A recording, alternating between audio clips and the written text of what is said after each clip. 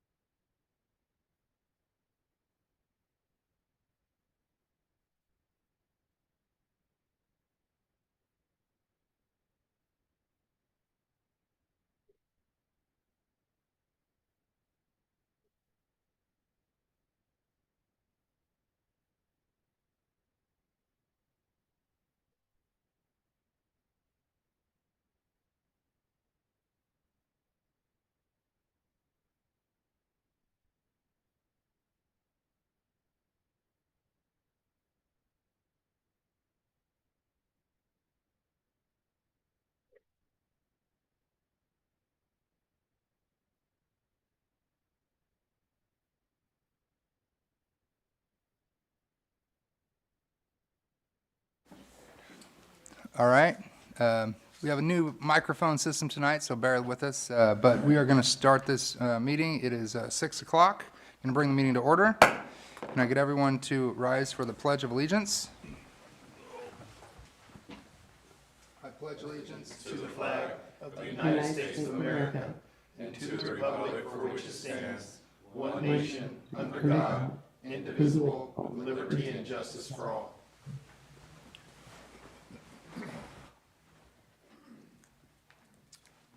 All right. Are there any changes to the agenda? I have two, Mayor. We've got, we need to pull 5.4 from the consent calendar, from the agenda. It actually is not ready for approval. It was actually inadvertently added to the agenda, so I apologize for that. And then we also need to move, we're going to move 2.1 to run concurrently with item 6.1. It's just a discussion or a presentation, but Dan's going to just incorporate his discussion into the discussion item in 6.1. Perfect. Any other changes from council? Seeing none, can I entertain a motion to approve the agenda? I move to approve the agenda with the changes. I'll second. It's been moved and seconded. All those in favor? Aye. All those opposed? Seeing none, agenda is approved. Moving on to item number 2.2, which is awards, presentations, appointments, and proclamations. Certificate of Recognition, Central California Battle of the Badges, Officer Jose Vega. I'll let Chief, we have to skip, I think he's on duty tonight, so he, I think Would- he's out and would- about right now. Do we want to postpone this item? If he's gonna be making it, we can always push it down the agenda. We can put you down the agenda if you guys Yeah. want to. Sean's waiting, but. Give me 1 second here.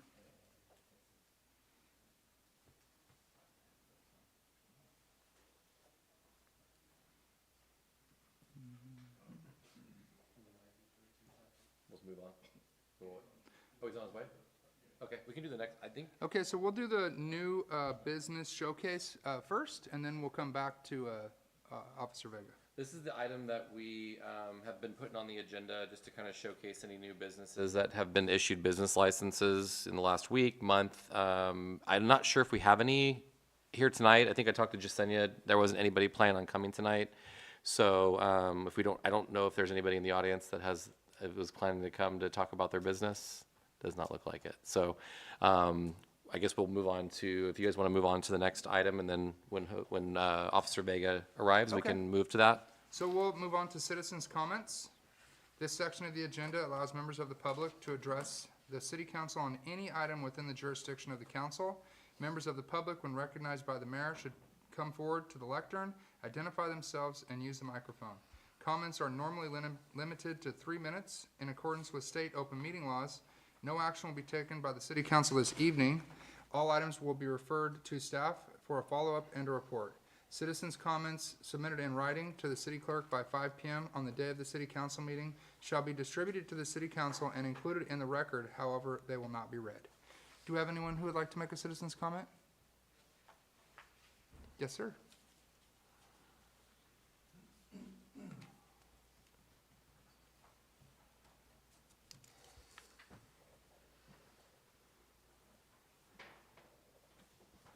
Good evening, Mayor, council members, and city leaders. My name is Gabe Subia. I'm SEIU Local 521 President. I'm here today in support of our Coalinga Police Department dispatchers.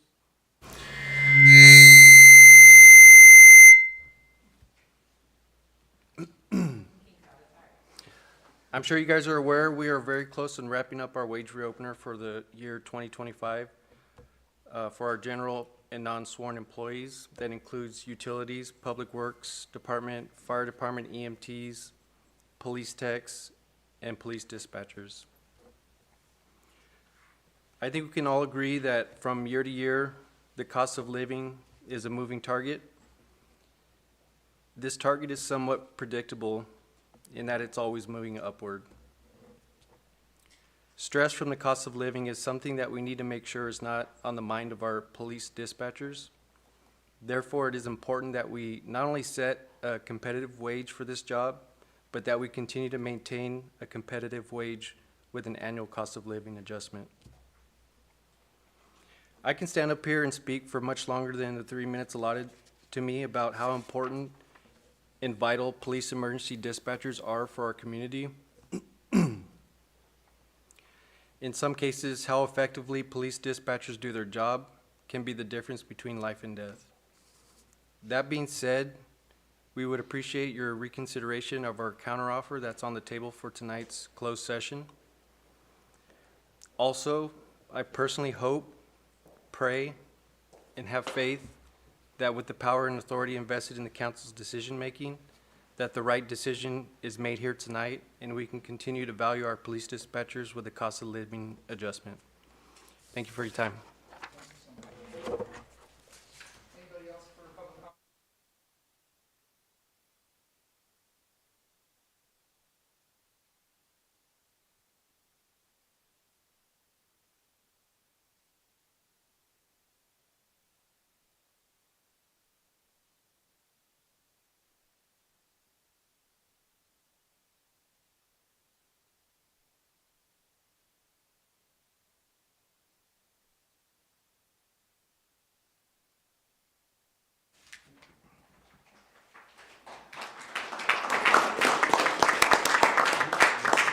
Good, good.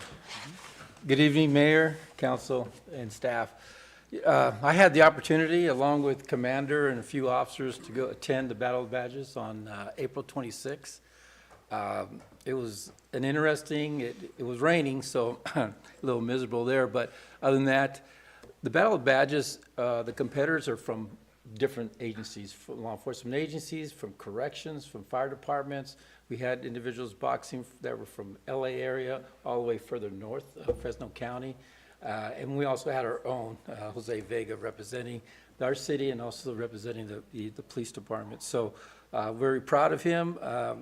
Jose, I do have a certificate here signed by the mayor, and I'm going to read it out loud. In recognition of your victory at the Central California Battle of the Badges and becoming the new Master UCA Cruiserweight Champion on April 26th, this was not only your first fight in the Battle of the Badges, but you were also the first to represent not only the Coalinga Police Department, but also the city of Coalinga in this event. You represented the badge with strength, heart, and determination. Your discipline, courage, and your dedication inside and outside the ring truly showed. Well deserved.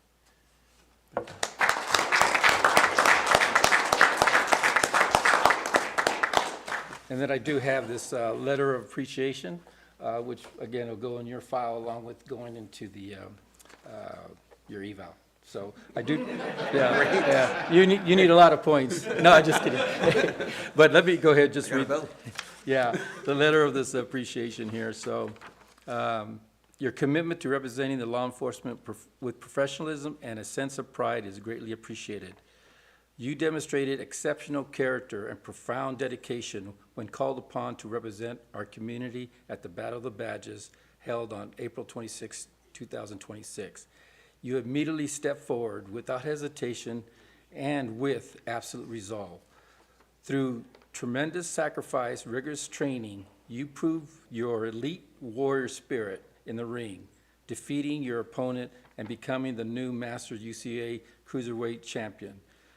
Your victory brings immense pride to our police department and to the citizens of Coalinga.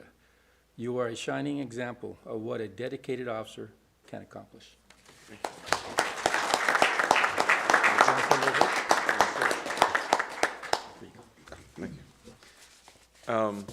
Thank you to everybody. Thank you to the chief, my commander, and all my partners that supported me in this, my wife who supported me in this. It did take a lot of dedication. My wife could tell you all about it, a lot of skipped meals. But most of all, I did it because it was the chance to represent Coalinga, because it was the chance to give Coalinga the recognition it deserves on a bigger stage against everybody from all across the state. Anybody who knows me knows that I wear the city of Coalinga on my back with pride and honor. I always have, I always will, and I just hope that throughout my career, I'll be able to represent you guys with honor. Thank you guys again.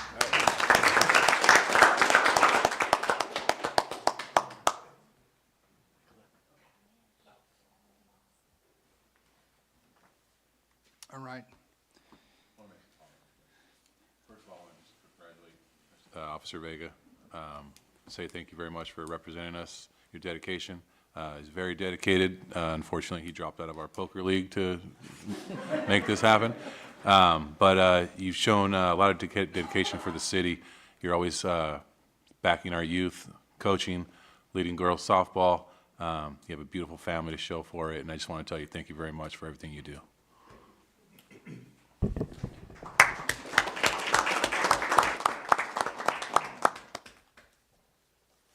All right.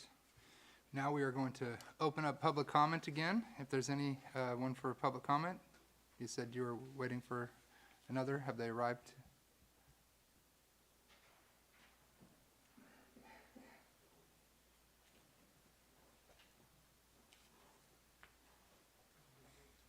Good evening, council. So I'm going to read this in place of Christy, who's held over right now in dispatch. So this is what she's prepared. Hi, my name is Christy Ramsey. Good evening, Mayor, council members, and citizens. I'm here on behalf of public safety dispatchers with the non-sworn, non-safety union members of SEIU 521 regarding the proposed counteroffer that has left dispatchers out of a salary reopener. First, I would like to sincerely thank council for acknowledging and approving the dispatcher reclassification in August of 2025. That recognition showed the dispatchers that they do for their community is seen and valued. Tonight, we respectfully ask council to continue to recognize the dispatchers by supporting the current counteroffer. We are fully engaged to work in good faith within the city. Public safety dispatchers are often the first voice a person hears during the worst moments of their life. Before an officer arrives, before lights and sirens can be seen, it is the dispatchers who answer the call. They are expected to remain calm while guiding terrified callers through emergencies, gathering critical information, coordinating officers and emergency responders, and making split-second decisions that directly impact public safety.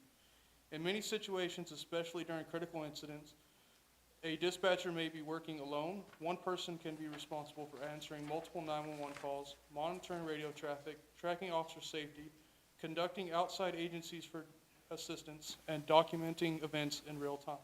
All simultaneously. Every second matters, and every missed detail can have a serious consequence. Dispatchers are not simply answering phones. They are the communication lifeline between the public and the emergency responders.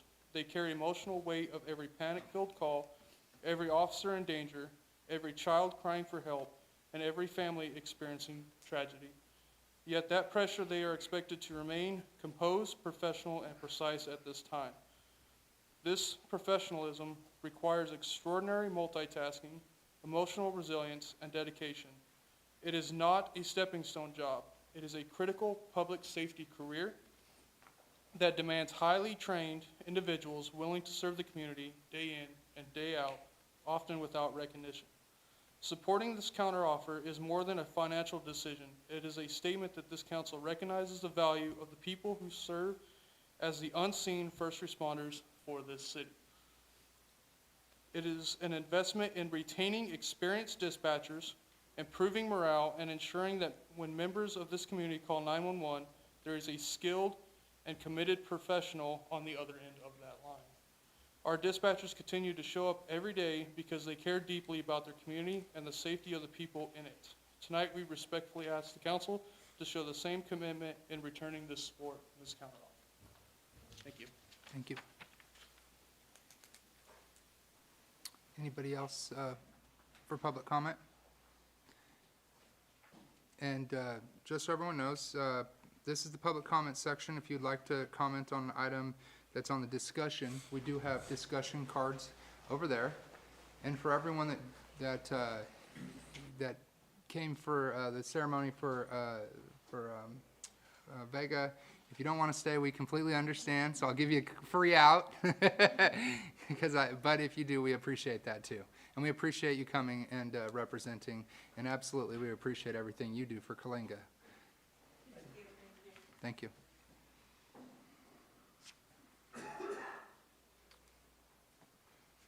Okay, seeing no more public comments, we're going to move on to public hearings, which we have none. Then we're going to move on to the consent calendar, where we have 9 items because number 4 was pulled off. So 1, 2, 3, 5, 6, 7, 8, 9, and 10. Is there anything that anyone would like further clarification on? Did you say 6? Yeah. Yeah, 6, 2, yeah. And, Did you say 6? no, I'm just saying if Oh, I anyone thought wants you, to. I thought you.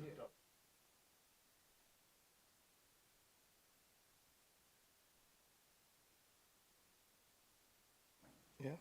Yeah, that got pulled off. Oh, that was the one, okay, I saw, I thought it was 5-5, okay, never mind. Okay. Anyone else? I have none. All right. Okay, let's go to 5, 6. Sean Jesse, did you want to? or Jesse? Yeah. Yes. Wasn't expecting this one to get pulled, but yes, I am happy to discuss. So, Okay. What I wanted to do is I just wanted to discuss it real quick because since I've been here 3+ years, we've dealt with this like probably that many times.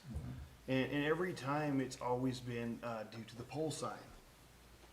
I believe that's what triggers Yes, this. Right. that's typically Yeah. what's caused this, is the pole sign reduces the ability for businesses to update the building signage if we consider the pole sign illegal non-conforming, which we typically do. So it's, and you count that signage on the sign, on Right, the right. pole sign. So could we avoid this possibly later by changing that pole sign wording somehow? We can definitely look at it. I mean, it can definitely come through as a zoning text amendment where we may exempt the existing pole sign, square footage and looking at the square footage on the building. Cause it just affect the downtown area. So it's in the downtown overlay district where pole signs are not permitted, but we identify them as legal non-conforming, which means they were legally established at one time. They currently exist. So we wouldn't make them take it down because at one time the code did allow it. So we can look at some language and we can Okay, run it through the process. That's all I wanted to do, Okay, just kind of bring that that up. sounds good. Thank you. Anyone else just, have questions I'm or sorry, comments just a on 5, clarification. 6? I'm sorry, Mayor. No, go for it. Just a clarification. So do you want to see this back as an agenda item, sir? Yeah, I would, I could ask for it at the end or now would be fine. Yeah, that's fine. We Yeah, can take that now that'd be good. as direction. Thank you. All right, any other questions or comments on the consent calendar before we entertain a motion? All right, seeing none, can we entertain a motion to approve the consent calendar? I motion to approve the consent calendar. And I'll second. It's been moved and seconded. All those in favor? Aye. All those opposed? Seeing none, consent calendar is approved. Moving on to item 6.1, which will also include item 2.1, presentation by Dan Bergman.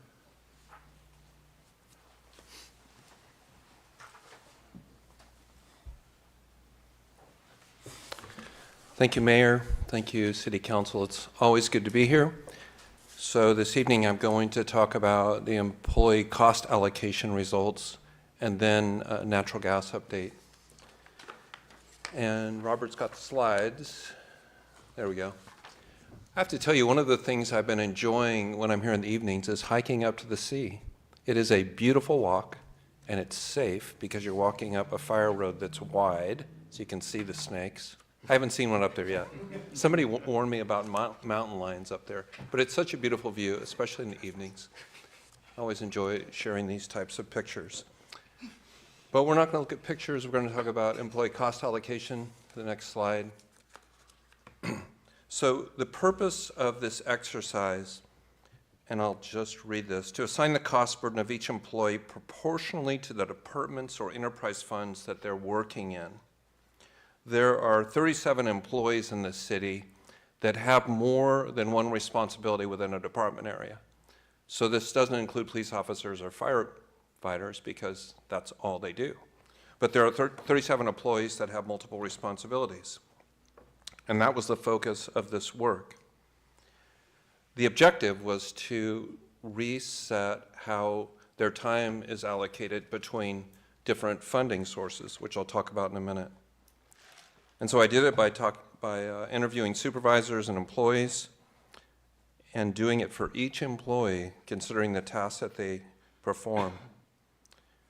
and working from the existing percentage allocations to look at where they are now and then to look at where the adjustments need to be made. So going to the next slide, I'm showing the sources of employee funding. In one sense, there's 8, in another, it's really 3. So within the general fund, there's the general fund itself and community development, then the 2 special funds, streets and the former RDA. And then with the enterprise funds, water, sewer, natural gas, and sanitation or refuse. What's interesting about the enterprise funds is it's all on one bill.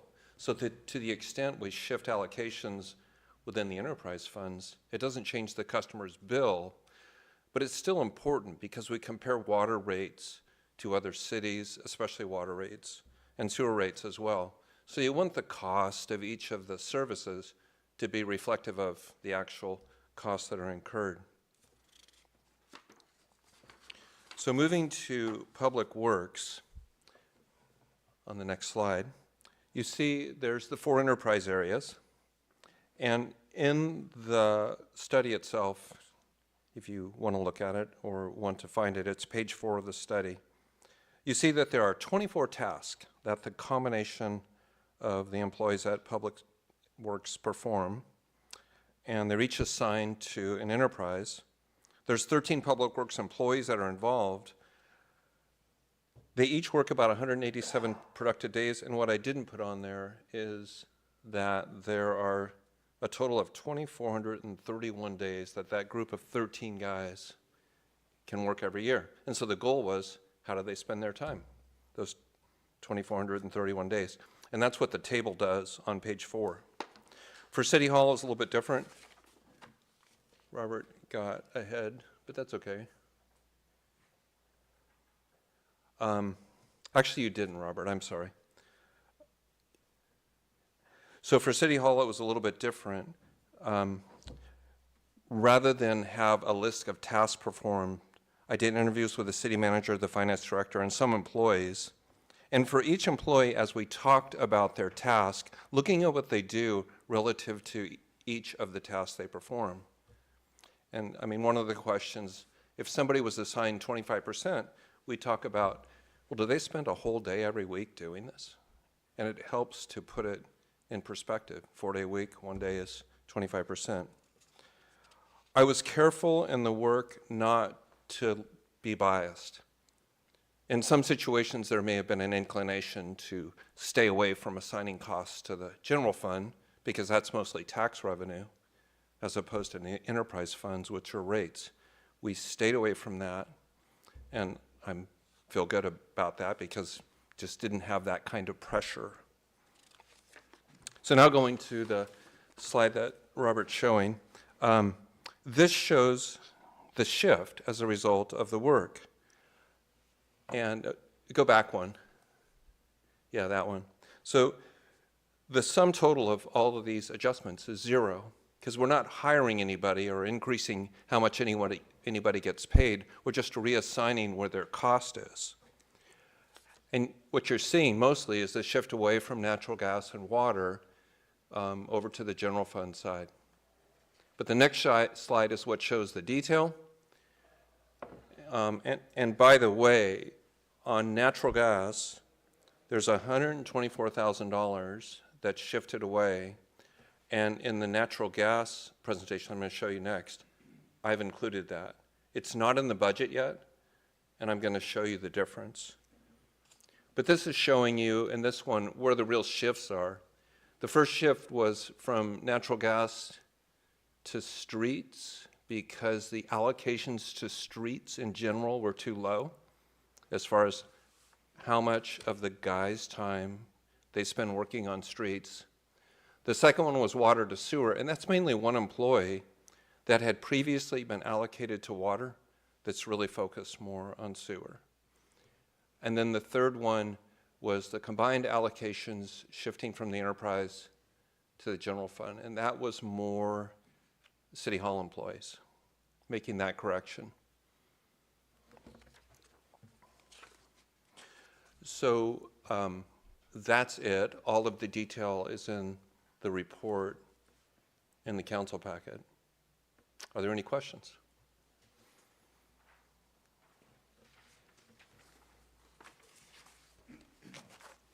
Hit the button, no more. I don't have any questions. I just, because I have spent time talking to you and Sean about this. And I tell you, I do concur with the report. You spent a lot of time being very thorough and precise on how you came up with the numbers. And I looked at the numbers myself, and I agree with it as well. I think that you've done a great job. And I just want to say I appreciate it. Thank you. Well, thank you for the compliment, and it was a pleasure doing the work. It's always a pleasure to work with staff here in Coalinga. So I have a question. Is this, because I like football, so our linemen are playing wide receivers and our wide receivers are playing quarterback kind of deal? Here, like, you know, you're shifting from different allocations because they're not reflecting the services being made. Is that something that you see in normal towns, the size of Coalinga, the employee count? The count or the? Yeah, as far as employees, and you said they're shifting from job to job, so you can't, those allocations of funds do not reflect the services being made, right? So is that normal for our size of town to have employees shift like that? Oh, yes, absolutely, Yeah. especially in smaller towns. Right. Employees have multiple responsibilities. You have to, because you can't have a specialist in every area. That's all. Yeah. Yeah. Any other questions? And is this, do we need a vote, or is this? There's no action. Okay, perfect, I appreciate that. And, let's see. So that was, is this both together, or did? Well, yeah, the next slide should be Okay. natural gas, Okay, perfect. which is not the annual gas report. Because your gas purchase policy says that you receive an annual gas report, which I have typically done in August or September. But because of the attention to gas enterprise right now, I wanted to give an update as soon as we were essentially out of winter, so we're there. It could be the annual report, but we haven't bought gas yet, so that is the big difference. Okay, next slide. Since we are through the winter, you see in green there the results of the volume of gas purchased for 25-26. I've projected May and June, but they're low usage months, so that number of 207,000 is going to be really close. It was cold earlier in the winter, but then March was so warm and pulled that number down. The number that I use for the 26-27 projection is that 213,000. And at this point, I don't need to adjust the 3-year average anymore because that cold winter 22-23 has dropped off. That was an anomaly. So it just makes it easier. So the number that I'm modeling is 213,000, slightly more than this past winter. Next slide. This is something I've shown you each time. I've updated the gas prices over on the right to include a few more months. And what you're seeing there, it's very subtle, but you see that dip down right at the end of the brownish line. Gas prices are so low right now. The PG&E Citygate price was $1.22 for May. It's so low. That's the good news. The bad news is you don't use much gas in the summertime. So, but the winter curve that you see in the dashed black is also down a bit. So we go to the next slide. Last year in August, we bought gas at $5.12 for the winter. The current offering is $4.19. That's really good. And that's it is reflected in the revenue expense table I'm going to show you in a minute. We haven't bought the gas yet, but we're about to. The extension with NRG will go another year. They have done an outstanding job, even better than Shell Trading for so many years. And as you may remember, or haven't heard before, the gas purchase policy authorizes the city manager to make purchases of gas and to do the gas agreements. It also specifies that whatever he does gets reported back to you, if not sooner in the annual report. So that will be happening soon, the first probably of 2 winter gas purchases. Okay, next slide. This is interesting. One of the things that I had followed up on, which was a question from one of you, was what's going on with PG&E rates? And so I've updated this since you saw it in December. When you saw it in December at my last presentation, you saw it ending at that 474. But PG&E gas transportation rates have actually dropped. And when I looked at it today to update this, what dropped the most was the cap and trade surcharge. So that benefit is also reflected in the revenue and expense chart I'm going to show you. Next one. This is what I showed you in December. And there's a lot here. When you look at the fiscal 26 column, the main thing to pick up from this is as of December, after it was decided on to do 10% increase, we went from 5% and then to 10%. I was projecting that at the end of the year, we'd be about 92,000 in the hole, in the red.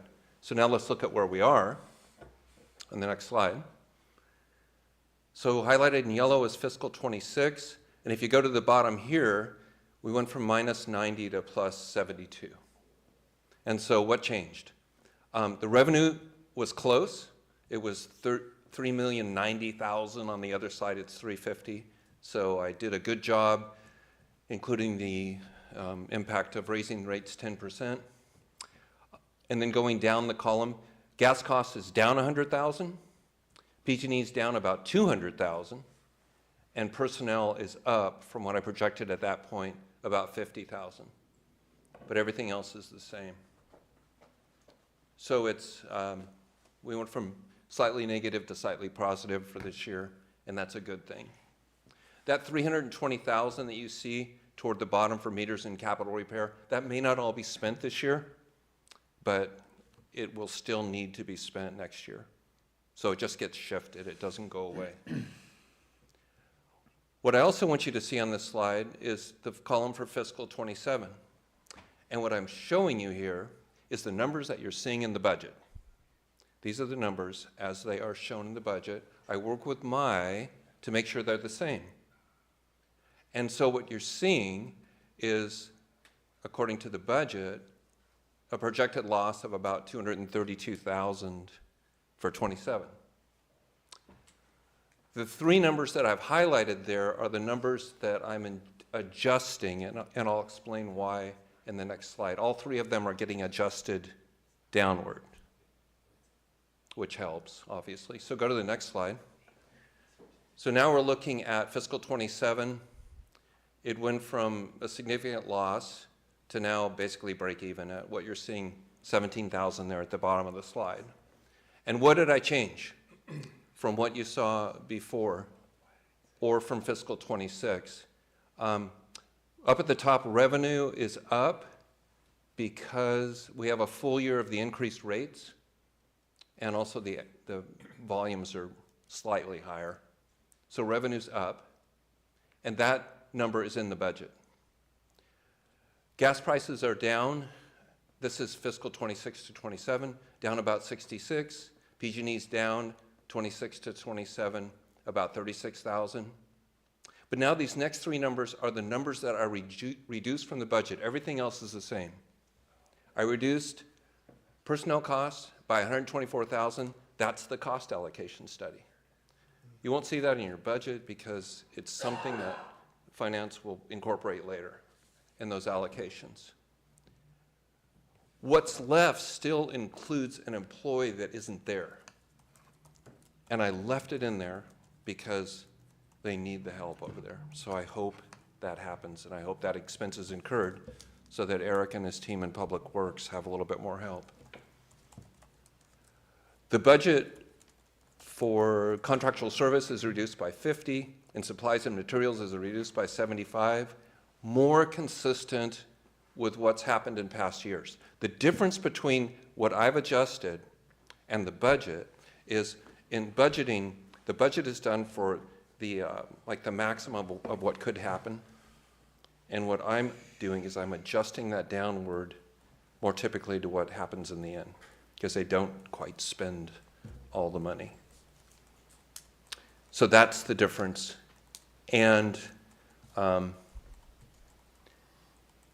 I mean, I wouldn't do anything different right now. We certainly don't want to increase rates at this point, especially since if things happen like they normally have in the past, you're okay. What's not okay is we're not building fund balance. But then if we look at the last slide, you notice there's 377,000 of capital projects. That's quite a bit compared to what's been spent historically. Remember, we're at this point where the gas enterprise needs capital repair. But on the next slide, I'm showing the detail for 377,000. So it's 2 anode beds, which is most of it, 240,000. And these would be the 2, in addition to the 2 that are being done this year. That was in that other number that might get carried forward. 50,000 for meters, and then 87,000 for other equipment, which could be the gas enterprise's share of a tractor or a compressor or special equipment. So the point I want to make here is that's generous compared to what it's been, but the anode beds especially absolutely need to be repaired. It's taking a little bit longer to get the first ones going, but right behind that will be the second ones, because the steel gas system needs to be protected. And I think that's it. That's the view from the sea looking southwest, and it's just beautiful in the evening. And that is it. Thank you. Thank you, Dave. Thank you. Thank you. Entertain some questions? Huh? I said, will you entertain some questions? Oh, sure. I'm sorry. Don't worry, you're not going to be super hard. Just curious, on the cap and trade side from PG&E, what happened to make that number go down? I mean, is that okay to ask? Yeah. They are adjusting, so I'm going to give you the high-level answer, right? Okay. Because I've done the cap and trade calculation for other municipal utilities. They need to, anybody who has that surcharge, any of the gas utilities, you have to adjust it to stay in balance. The difference between what you're collecting from your customers and what you have to pay into the state program. And obviously they adjusted downward.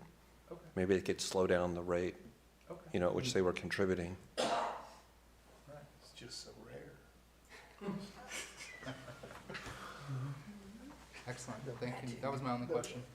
Council, any questions? No? Is this, no action right there? No. We very much appreciate your report, and we appreciate everything you do, and I'm sure you'll be back soon to update us on more things. Thank you, Mayor, and thank you, City Council. That number of the $4.19, that's a spot price right now? No, that's a good question, because the gas purchase policy says that the city needs to buy 80% of its natural gas before November 1st for each year.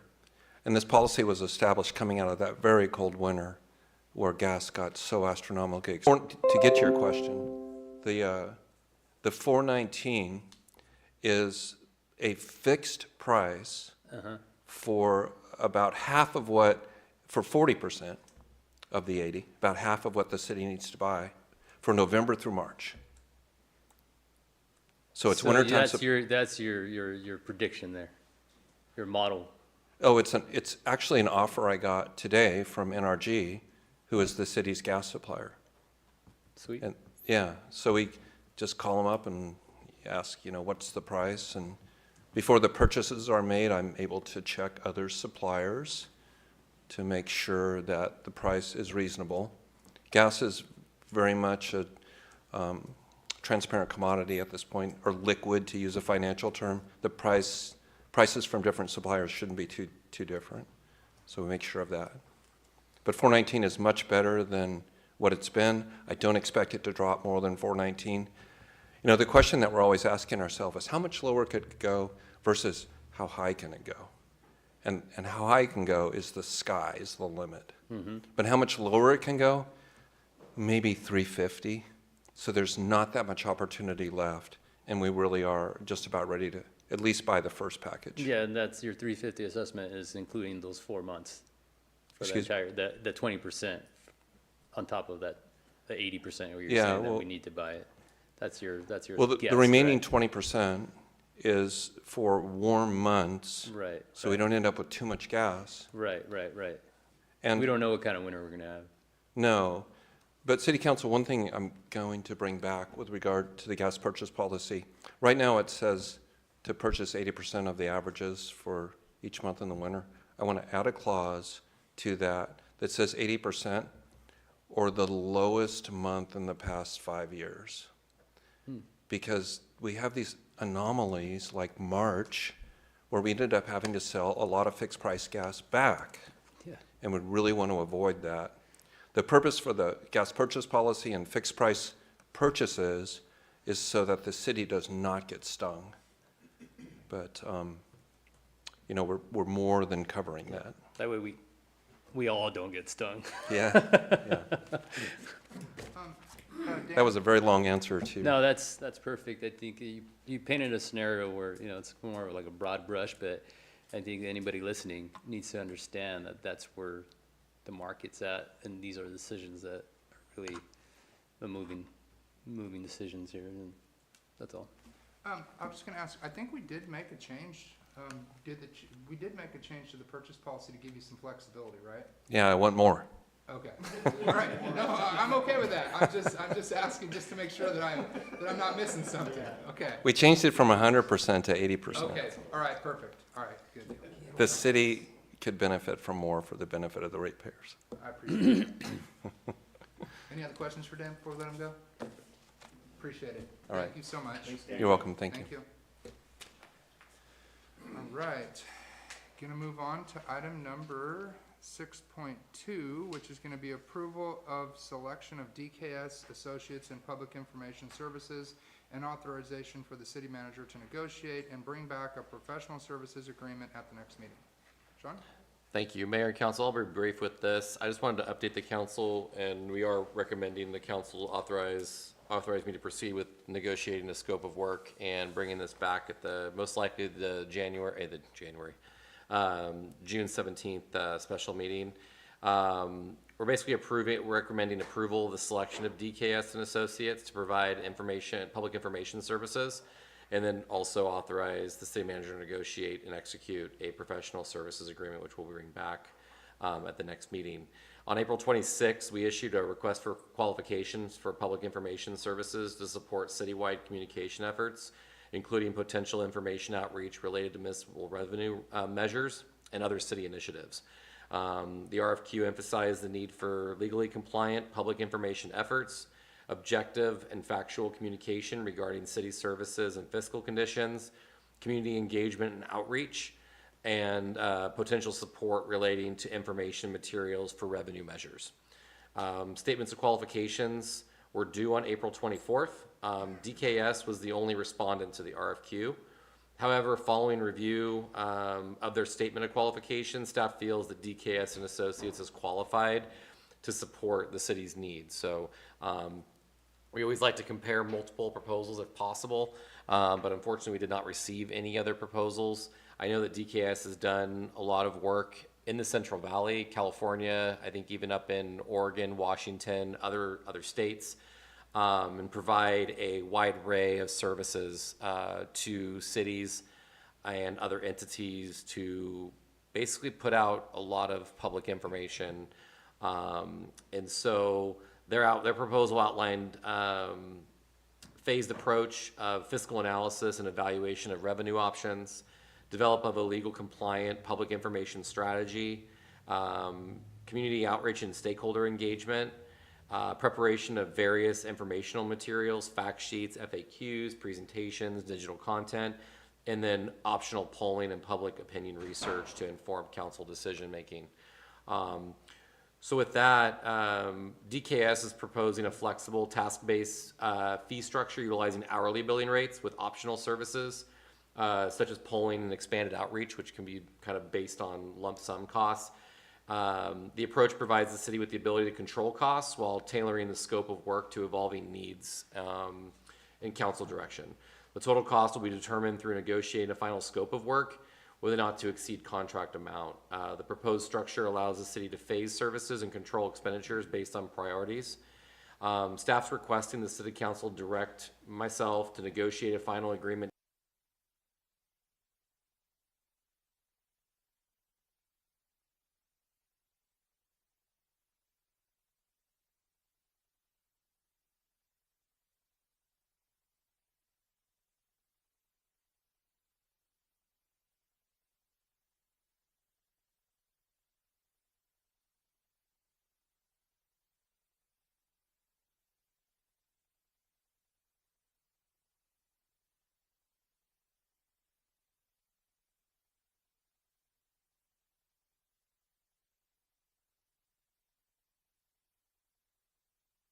not, we'll come back and,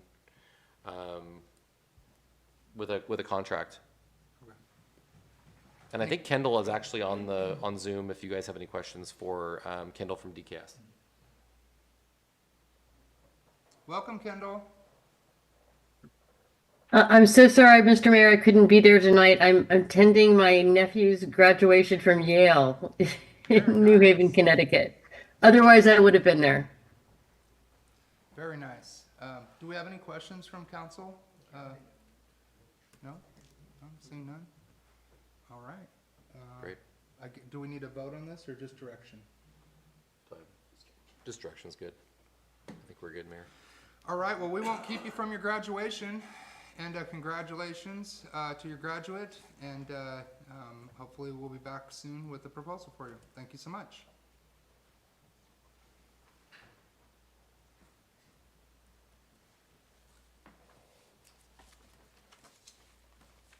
All right. We're going to move forward with announcements, city manager's announcements. I'm going to defer to my departments. I didn't add the department reports on the agenda, but I'm meaning to do that once a month, and I inadvertently did not put that on there. So I'm going to defer to my departments to give a little update on anything they have going on in their world. So I think you guys know the order of discussion now. Yeah, I'll start. So fire department updates since the last update, personnel-wise, 2 firefighter paramedic vacancies. One candidate is in backgrounds right now. The other vacancy, we did not have any other qualified candidates, so we had to repost the announcement and have not received any applicants to this date. So we're working on some contingencies for that. On the non-safety side, we had a medic and an EMT opening. We promoted one of our per diem EMTs to a full-time non-safety EMT spot, and we still have a medic vacancy.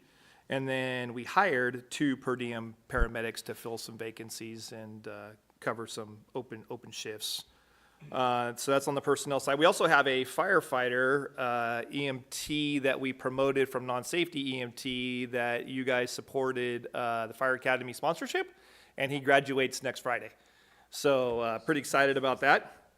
And then apparatus-wise, our new ambulance, the first remount of the 2, arrived about a month ago and was placed in service about 10 days ago. Everybody loves it. The remount was the way to go. Half the cost, half the time, and it's pretty much a brand new ambulance. They fixed every bolt, every piece of plastic that was broken, sanded it down, repainted it, put the decals on. You can't even tell. So that was a good investment. The Freightliner is still on pace to be here in the middle of June. When that happens, we're going to drive down the second remount and just swap. And so we'll have another one down there, and then about 6 months time frame from that one. The new engine is still on pace. We received pictures the other day of the chassis with the paint. So they just got to put the pump on and all the back end of it, and still on track for a August, September delivery. Project-wise, the generator's done. Like done. We're done. The LED sign was shipped and should be here soon, and Jesse is helping me out with that project and getting everything ready to go for the installation of that. And then the Kissy system, the door system upgrade that City Hall and PD have is completed as well. So all the projects that you guys have approved, I think I'm done with everything. So with the exception of the 2 things that are carrying over to next budget.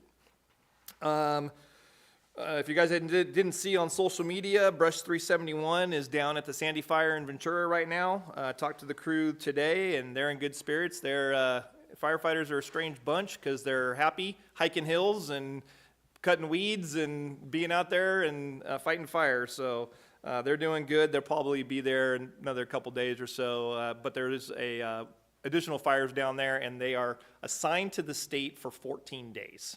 So if they clear this fire and something else goes off or they need help on another one, they can assign them to that. So we expect to have them gone for 14 days, but we'll see.